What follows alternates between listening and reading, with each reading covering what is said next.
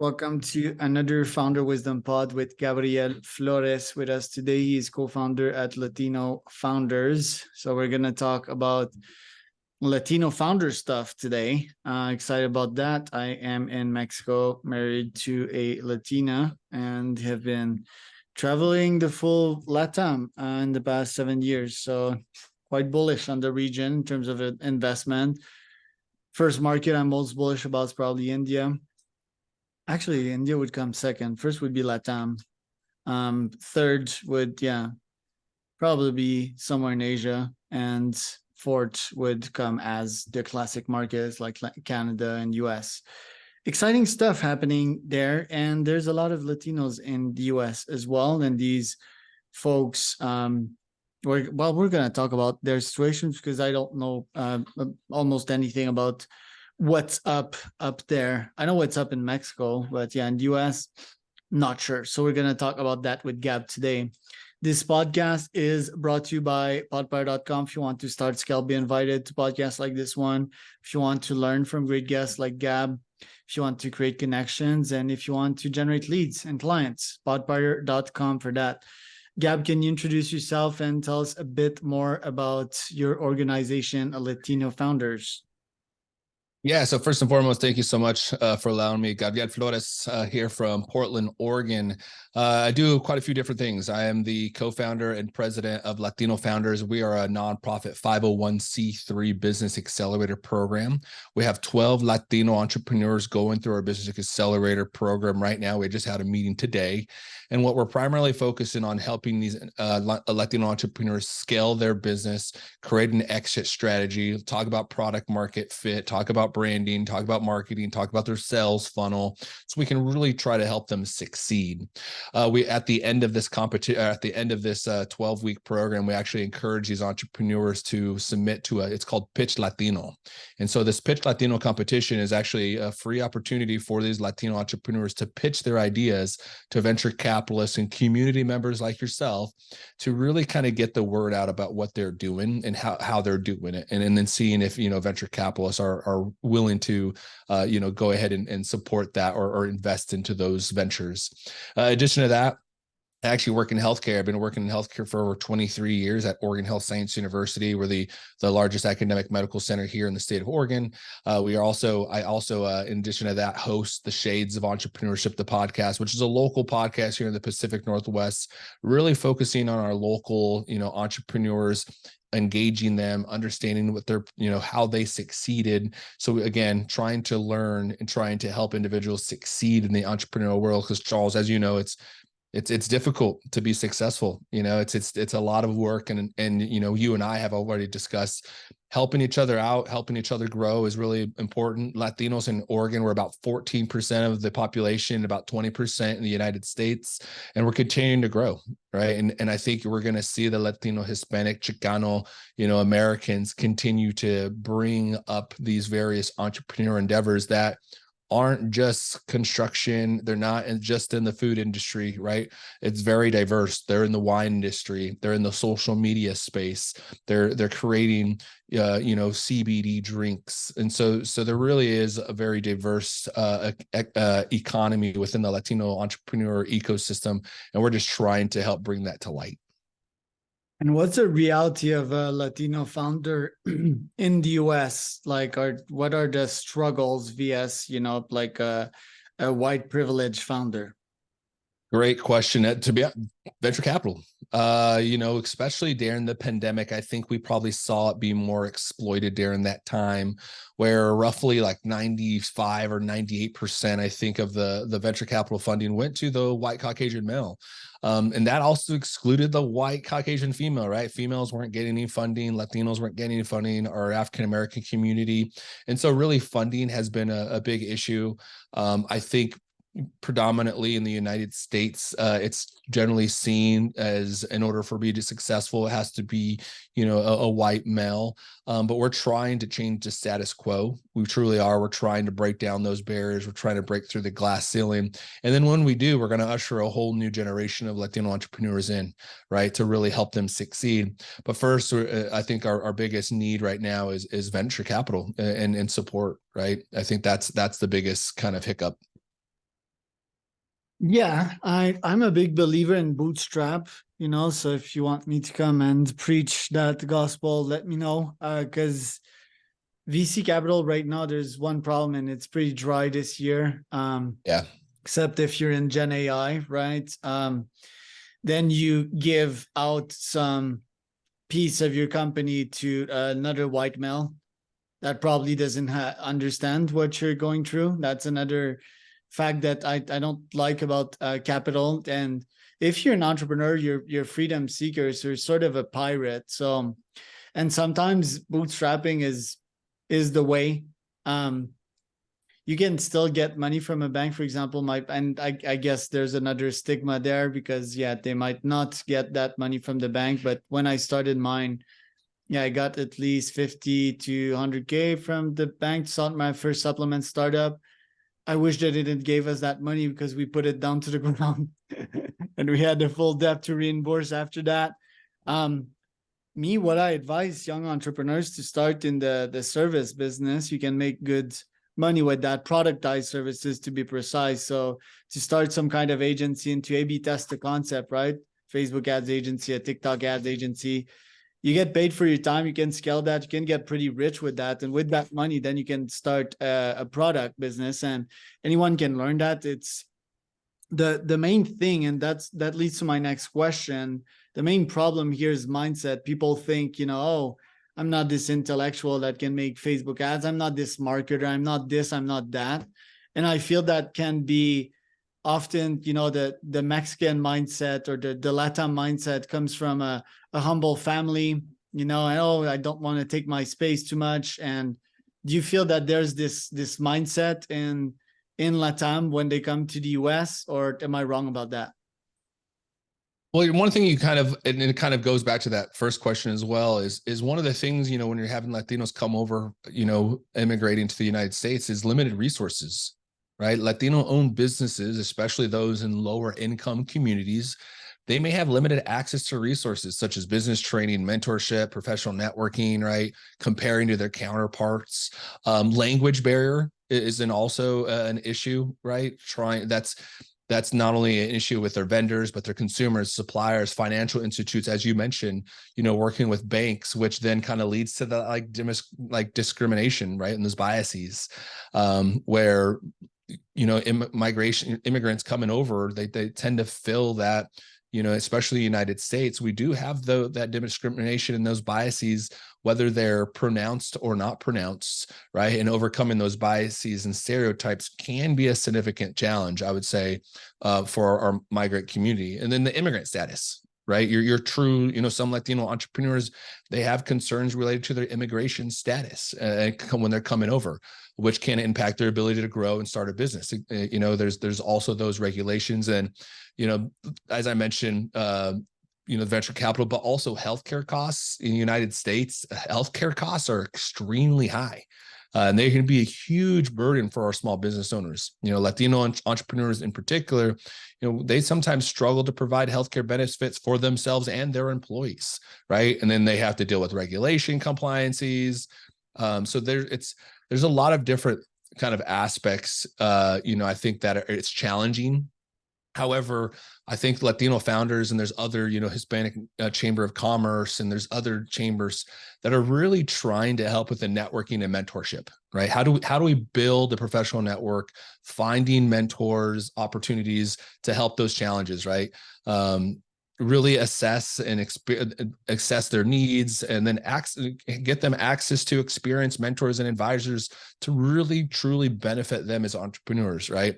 Because again, we're trying to, I think the most important thing is trying to make sure we understand their culture and their market, but then also when you migrate to the United States, understanding the new market, right? The new culture, the new market. That's sometimes a struggle too, because what you do in one country or for one target audience may vastly differ when you come into a different country or a different market. And I think most entrepreneurs know that, right? But those are just some of the areas that I think are challenging.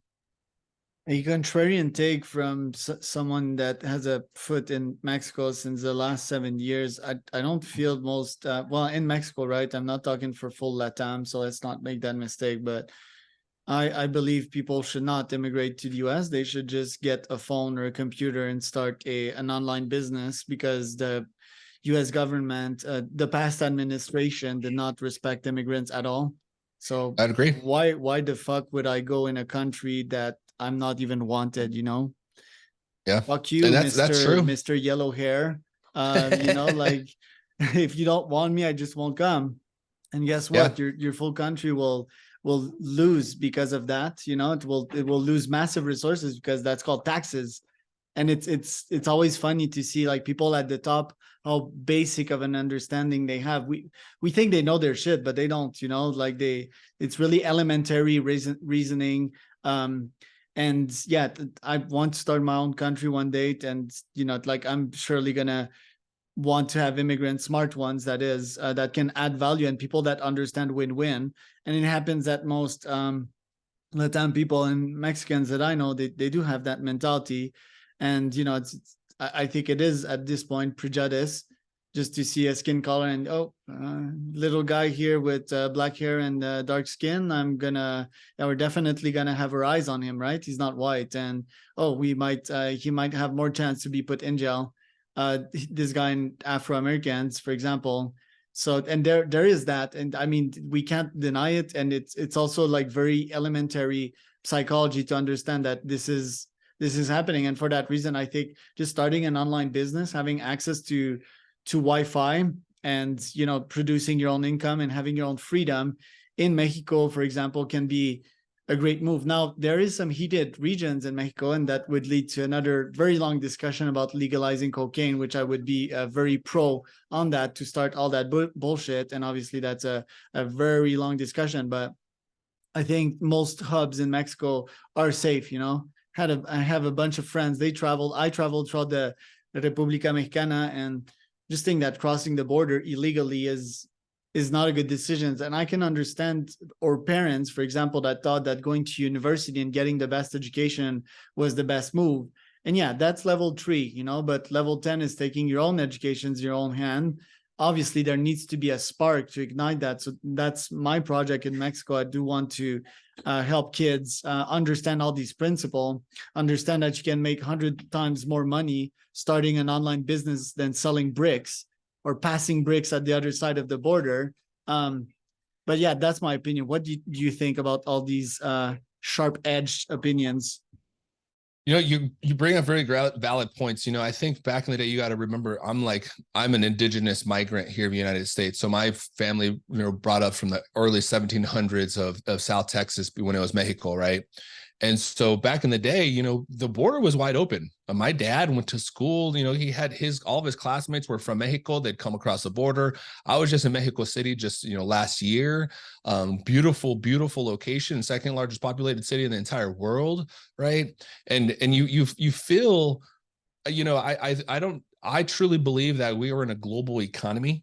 Right. I truly do believe that if our community is not doing well, our economy never will.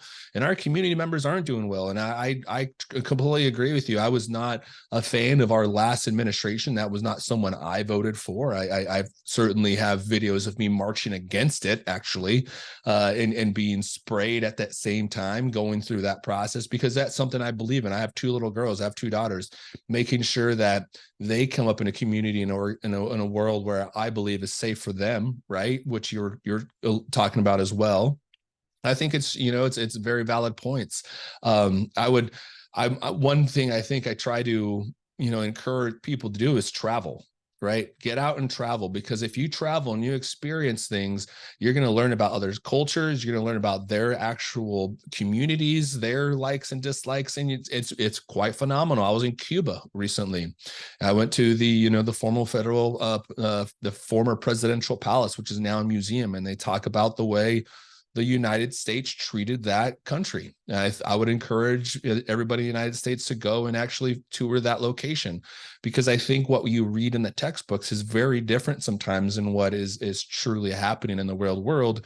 And unfortunately, you're not going to get that unless you travel, but it's also going to create experience. You're also going to find inspiration, right? Starbucks.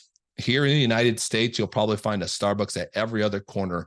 However, that entire concept was created because of traveling, going out to Europe, seeing the coffee stands, wanting to create that similar product here in the United States, and boom, that's how it was created. So traveling not only is going to help you grow experientially, it's also going to help you grow an understanding, hey, there are differentiations in the world, but again, we're all a global economy. We all eat and shit the same way, right? And so making sure that we have that understanding is very important. And I agree. I think we're having the online presence to those folks that if you have Wi-Fi, if you have internet, you have immense amount of opportunity to learn, to build something.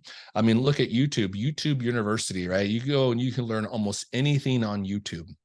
There are people like Charles that are going to help you. They're going to go out there and they're going to reach out to you and they're going to really help you grow. I mean, Charles, I got to tell you, you've helped me immensely, right? Teaching me some things to help my podcast and my show grow and things to think about. And it's all about the community of network, right? Finding like-minded people. We're the average of the 10 people we hang out the most. You look at the 10 people you hang out with and you're the average of those 10 people. So you got to begin to think about, how do I want to be? Who do I want to be with? Align yourself with those people. If you continuously go to conferences with CEOs and you're going to start to network with those individuals, you're going to start to see yourself change. Your mind's going to change. You're going to learn more. You're going to network more, right? You're going to start adapting and you start learning their kind of traits, and you're going to start to adapt and start to learn them and implement them into your own life. Right. That's why it's so important to network. That's why it's so important to find mentorships. And then again, back to traveling. That's why it's so important to travel, because again, to your point, Charles, we are in a global economy, right? If everybody is doing well, we have to have everybody doing well, or else nobody's going to be doing well, right? And right now it feels like nobody's doing well, right? And so everybody's kind of pissing each other off. Everybody's getting mad at everybody, pointing the fingers without really truly taking the bull by the horns and saying, no, I actually have the opportunity to do something. Like the old saying goes, when there's blood on the street, buy real estate, right? And what that truly means is when you're faced with adverse situations, try to make an opportunity out of it, right? Don't cry over spilt milk. I mean, the economy is pretty bad this year for sure. Second, yes, we're all paying from the inside, So one day people will get past the skin color thing. I think I did, and I'd paint myself blue if I could. Second, I think AI will make that obvious. AI will remove skin color, and now we're going to talk about IQs. And everyone under the bar of 8 on 10 will suffer, and then it will become 9 on 10, and then 9.5 on 10. And I think that will unite us as a humanity. We will understand, that we are humans. Eventually, we'll meet the or alien friends, or at least for concept of it, and then we'll understand, oh, we're human. Oh, we're on this planet Earth. There's a bunch of astronauts that go into space and look at this big globe, this big blue globe, and are amazed. They're awed, and they literally understand, oh, we're all one. I think we could reproduce that with AR in some shape and form, just to have people understand our common humanity. And then like obviously travel's a good one. And I mean, I'm even to this day, I won't claim that I'm like I don't have any racist in me. So do you, Gab. Like anyone has a bit of that in us. Like we're hardwired for that. But I think we can come together and produce something useful. If people would think in win-win as well, I can win, you can win. That's most of capitalism, There's a part as well that is win-lose, but yeah, that is changing. And if people would just, think of building amazing products and really making it simple for the other party to win, have nice offers, I think we would grow faster. I'm just curious though, with what you're building right now, what does a meeting look like with these 15 Latino founders? What have you heard from them? What are their goals? What are their challenges? Great question. So what we're doing now, we actually have a 12-week cohort going with these entrepreneurs. And so we actually meet every Wednesday for an hour virtually. And then we do breakout sessions. So the first meeting was like, hey, let's just give us a quick general summary. And then now we're starting to get in, okay, what's your value proposition? And then let's build your value proposition. Okay, now who is your target audience, right? And then each one of those entrepreneurs, we actually identify what is their market, because we're actually business agnostic. So what that means is we're really trying to identify, all Latinos in Oregon with a business. We're not trying to be just food industry, just this industry or that, because that would be very difficult to find 12 Latinos. So we try to go business agnostic and try to be all inclusive. Now, when we're doing from there is we're actually going to break those out. Right. Okay. Now let's find you a mentor. You're trying to grow this social media site. Well, let's find Angel Munez, right? Angel Munez is very well known national serial entrepreneur, has done a lot in the social media world.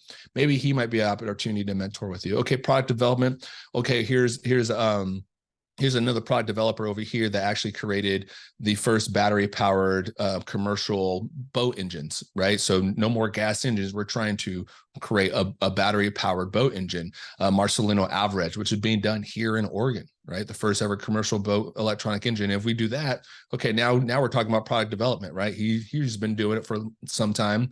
Here's your mentor. And so it's just beyond just kind of meeting on a virtual basis. It's truly like, hey, let's connect you with a mentor who's done it before, who's been successful, who knows the trials and tribulations, that can walk you through these steps. We're really just a spoken wheel model. Come to us. We're going to find who's best fit for you, and let's bring you out. And then we're going to bring you back.